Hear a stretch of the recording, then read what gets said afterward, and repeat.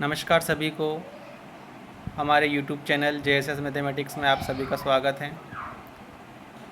आज से हमने एक सीरीज़ स्टार्ट करी है, मध्य प्रदेश सामान्य ज्ञान प्रैक्टिस क्वेश्चन। तो यहाँ पर हम परीक्षा धाम के द्वारा दिए गए कुछ महत्वपूर्ण प्रश्न जो पिछली एग्ज़ाम में आए हुए हैं, उन क्वेश्चंस के साथ हम प्रैक्टिस करेंगे और साथ ही आपको यहाँ पर जो है हर क्वेश्चन के साथ पूरा डिटेल्स देखने को मिलेगा। आपको पता है कि आपके MP assistant professor paper first में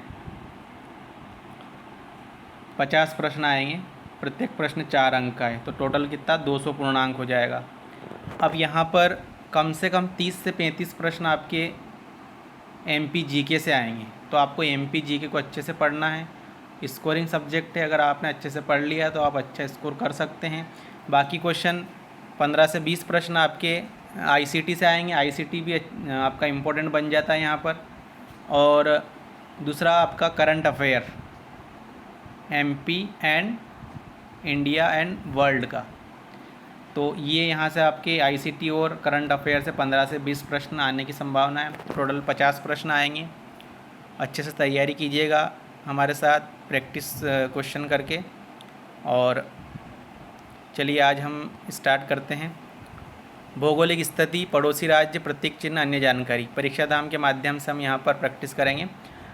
पहला प्रश्न देखिए, मध्य प्रदेश की प्रमुख फसल कौन सी है? तो यहाँ पर आंसर दे रखा है गेहूँ। गेहूँ क्या है? वीट यहाँ पे मध्य प्रदेश की प्रमुख फसल है। तो आप यहाँ पे केवल यही नहीं देखना है, आपको यहाँ पे देखना जो डिटेल में दे रखा। देखिए यहाँ पे ये भी आपको याद होना चाहिए, है ना। कुल क्या है पूछ सकते हैं कि जो यहाँ प्रमुख फसल उसका कुल क्या है, तो ग्रेमिनेसीज का कुल है। वानस्पतिक नाम इसका ट्रिटिकम एस्टिवम है गेहूँ का। औसत वर्षा क्या है ये भी पूछ सकते हैं, तो 100 सेंटीमीटर से कम वाले जगह पे ये गेहूँ हो सकते हैं। और किस यहाँ आपको किस्में पूछ सकते हैं। किस्में क्या है इसकी? देखिए किस्म है इसकी शरबती है, लोकमल है, सुजाता है, कल्याण सोना, मैक्रोनी है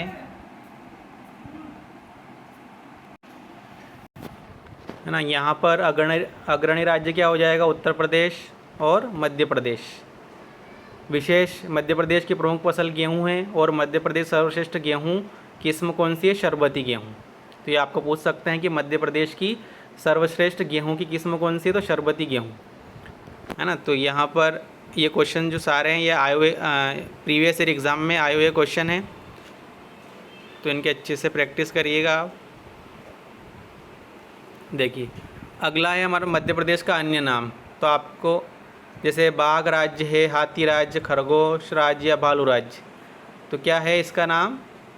ए वाला, बाघ राज्य या टाइगर स्टेट। तो टाइगर स्टेट बोलते हैं सोया प्रदेश, तेंदुआ राज्य, हृदय प्रदेश, नदियों का मायका, और हीरा प्रदेश, तेंदुपत्ता राज्य, वनों का राज्य, राष्ट्रीय उद्यानों का राज्य। सारे क्या है? मध्य प्रदेश के नाम है। इसके अलावा भी आप मध्य भारत भी कहते हैं मध्य प्रदेश को, एक लघु भारत भी कहते हैं।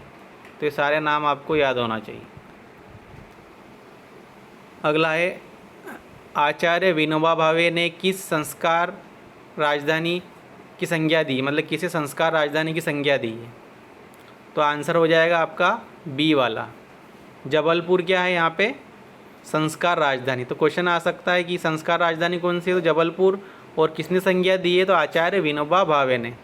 अब यहाँ पे थोड़ा जबलपुर के बारे में देख लेते हैं। देखिए जबलपुर क्या है? न्यायिक राजधानी जबलपुर है, संस्कार राजधानी जबलपुर। भोपाल क्या है? प्रशासनिक राजधानी। इंदौर क्या है यहाँ पे? व्यावसायिक राजधानी, आर्थिक राजधानी और खेल राजधानी। फिर सिंगरौली क्या बोलते हैं? सिंगरौली को ऊर्जा राजधानी किसे कहते हैं? मध्य प्रदेश की ऊर्जा राजधानी सिंगरौली। पचमढ़ी को कहते हैं ग्रीष्मकालीन राजधानी, है ना। ऐसे ही मैहर को कहते हैं संगीत राजधानी। तो ये सारे जो राजधानियाँ हैं आपको याद होना चाहिए। कोई सा भी क्वेश्चन यहाँ पे बन सकता है। देखिए अगला है हमारे पास,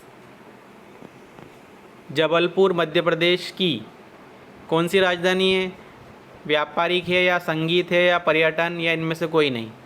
तो ये क्वेश्चन आया हुआ देखो पटवारी 2017 में, और ये उपयुक्त प्रश्न का उत्तर यहाँ पे कोई नहीं आएगा, क्योंकि है ना जबलपुर राजधानी क्या है? संस्कार राजधानी। अभी हमने देखा आचार्य विनोबा भावे द्वारा नाम दिया गया संस्कार राजधानी। तो यहाँ पर उपरोक्त में से कोई नहीं, तो हम आंसर क्या कर सकते हैं, यहाँ पे कौन सी राजधानी, संस्कार राजधानी। पांचवा प्रश्न है मध्य प्रदेश का राजकीय वृक्ष कौन सा है। तो हम जानते हैं कि मध्य प्रदेश का राजकीय वृक्ष कौन सा है, बरगद, और ये डेयरी फेडरेशन 2016 में आया हुआ क्वेश्चन है। आपको यहाँ पे इसका वानस्पतिक नाम याद होना चाहिए, बरगद का फाइकस वैनगेलेंसिस प्रजाति है फाइकस। बाहुल्य क्षेत्र क्या है, संपूर्ण मध्य प्रदेश, और घोषित वर्ष मतलब कब किया था घोषित, तो ये याद होना चाहिए 1981 में बरगद के पेड़ को मध्य प्रदेश का राजकीय वृक्ष घोषित किया गया था। कौन सा पेड़ है, बरगद का पेड़। अगला प्रश्न है मध्य प्रदेश के राजकीय गान के रचनाकार कौन है। हम जानते हैं हमारा जो गान है वो कौन सा है, सुख का दाता सबका साथी। मध्य प्रदेश गान कौन सा है, सुख का दाता सबका साथी। तो मध्य प्रदेश के राजकीय गान के रचनाकार कौन है, श्री महेश श्रीवास्तव, इन्होंने लिखा है। घोषणा कब हुई थी, 26 जुलाई 2011 को हुई थी। रचनाकार कौन है, महेश श्रीवास्तव है, याद होना चाहिए। संगीतकार पूछ ले तो आदेश श्रीवास्तव, और गायक पूछ ले तो शांतनु मुखर्जी। अब अगला देखिए क्वेश्चन नंबर 7, निम्नलिखित में से कौन सा सही है। तो मध्य प्रदेश का राजकीय पक्षी सोन चिड़िया हैं, मध्य प्रदेश की राजकीय मछली रोहू है, मध्य प्रदेश का राजकीय वृक्ष कमल है, या मध्य प्रदेश का राजकीय पशु बारहसिंगा है। तो कौन सा कथन सही है यहाँ पर, डी वाला ऑप्शन। फर्स्ट वाला गलत है, सेकंड वाला भी गलत है, और थर्ड वाला भी गलत है। तो फर्स्ट डी वाला क्या हो जाएगा, यहाँ पे सही हो जाएगा। तो यहाँ पे कुछ फैक्ट और दे रखे हैं कि मध्य प्रदेश का राजकीय पक्षी कौन सा है, दूधराज। मध्य प्रदेश की राजकीय मछली कौन सी है, महाशीर। मध्य प्रदेश का राजकीय पुष्प कौन सा है, सफ़ेद लिली, और मध्य प्रदेश का राजकीय पशु कौन सा है, बारहसिंगा।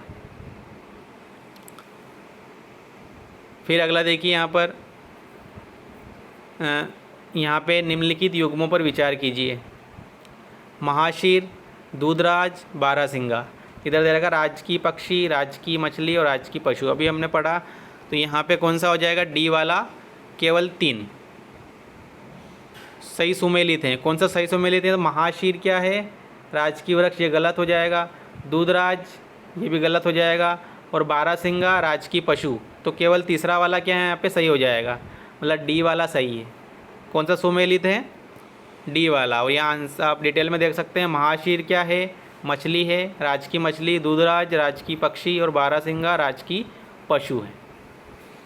तो ये डिटेल भी हम देख रहे हैं। तो ये 8 क्वेश्चन अभी करे हमने, तो कम से कम 20 प्रश्न के बराबर हो गए हैं। अब देखिए मध्य प्रदेश का राज्य पशु क्या है, गाय है, बारहसिंगा, बाघ या शेर। तो हम जानते हैं कि मध्य प्रदेश का राज्य पशु कौन सा है, बारहसिंगा। अब इसका नाम, वैज्ञानिक नाम देख लेते हैं। वैज्ञानिक नाम क्या है, रूसवर्स डुआउसेली। प्रजाति क्या है, ब्रेडरी प्रजाति का है। बाहुल्य क्षेत्र कान्हा किसली राष्ट्रीय उद्यान, मंडला और बालाघाट। ये पूछ सकते हैं कान्हा किसली राष्ट्रीय उद्यान मतलब सबसे बड़ा राष्ट्रीय उद्यान कौन सा है एमपी का, तो कान्हा किसली राष्ट्रीय उद्यान मंडला बालाघाट क्षेत्र में। घोषित वर्ष मतलब बारहसिंगा को कब घोषित किया गया था राजकीय पशु, तो 1981 में किया गया था। मतलब अभी इससे पहले हमने पढ़ा था कि बरगद के पेड़ को राजकीय वृक्ष घोषित किया गया था मध्य प्रदेश का कब, 1981 में। तो 1981 में बारहसिंगा को भी राजकीय पशु घोषित किया गया था। विशेष 2017 में कान्हा राष्ट्रीय उद्यान ने भूर सिंह द बारहसिंगा नाम से अपना शुभंकर जारी किया था। मतलब अपना शुभंकर जारी करने वाला पहला जो राष्ट्रीय उद्यान है वो कौन सा है, कान्हा राष्ट्रीय उद्यान। और किस नाम से किया था, भूर सिंह द बारहसिंगा। अब देखिए अगला क्वेश्चन है, राष्ट्रीय स्वच्छता नीति सर्वेक्षण के अनुसार मध्य प्रदेश में सबसे साफ शहर के रूप में कौन सा उभरा यहाँ पर, तो कौन सा है, इंदौर, भोपाल, देवास या उज्जैन। तो स्वच्छ सर्वेक्षण 2021 के अनुसार जो इंदौर हैं वो सबसे स्वच्छ शहर है। देखिए मध्य प्रदेश का इंदौर शहर लगातार 5वीं बार देश का सबसे स्वच्छ शहर बना। स्वच्छ सर्वेक्षण जनवरी 2016 में शुरू किया गया था। ये भी आपको पूछ सकते हैं कि स्वच्छ सर्वेक्षण कब शुरू किया गया, तो जनवरी 2016 में। स्वच्छ सर्वेक्षण रिपोर्ट शहरी विकास मंत्रालय और पेयजल स्वच्छता मंत्रालय के द्वारा जारी की जाती है। तो ये भी क्वेश्चन आ सकता है कि स्वच्छता सर्वेक्षण रिपोर्ट किसके द्वारा जारी की जाती है, तो शहरी विकास मंत्रालय और पेयजल स्वच्छता मंत्रालय के द्वारा। तो आज हमने 10 क्वेश्चन की प्रैक्टिस की, ऐसे ही आगे हम अगली क्लास में नेक्स्ट क्वेश्चन करेंगे। और आप सभी को पता होना चाहिए 50 प्रश्न आते हैं आपके, और प्रत्येक प्रश्न 4 अंक का होता है। और MPG के कम से कम 30 से 35 प्रश्न आएंगे आपके पास, 30 से 35 MPG के, और 15 से 20 प्रश्न आ सकते हैं आपके किसके, करंट अफेयर और ICT के। तो वो भी आपको प्रैक्टिस करना है, और ये स्कोरिंग सब्जेक्ट है, अच्छे से आप प्रैक्टिस करेंगे तो बहुत अच्छा स्कोर कर सकते हैं। और आप MP असिस्टेंट प्रोफेसर की तैयारी अच्छे से करिए। सभी को बहुत बहुत धन्यवाद।